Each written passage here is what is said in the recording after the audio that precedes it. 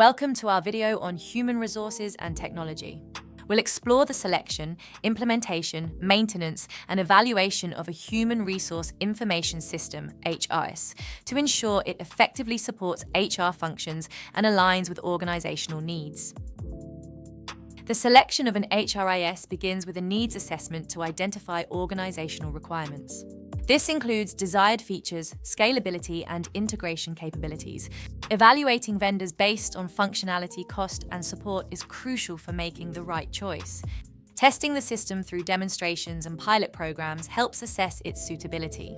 Implementation involves detailed project planning, data migration, and comprehensive training for HR staff and end users to ensure a smooth transition. Maintenance of an HRIS requires ongoing support for troubleshooting and resolving technical issues. Regular updates are essential to incorporate new features and security patches, while user feedback helps enhance system functionality. Evaluating an HRIS involves performance monitoring against key metrics like efficiency and user satisfaction. Periodic reviews ensure the system meets organizational needs and adapts to changes, supporting continuous improvement. Effective management of an HRIS involves thorough selection, careful implementation, ongoing maintenance, and regular evaluation. These processes ensure the HRIS remains a valuable tool for enhancing HR operations and supporting organizational success.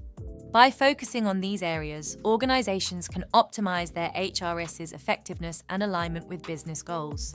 Continuous improvement based on evaluation findings is key to maintaining a system that supports HR functions efficiently. Thank you for joining us in exploring the essential processes of managing an HRS. By ensuring effective selection, implementation, maintenance, and evaluation, organizations can enhance their HR operations and achieve greater success.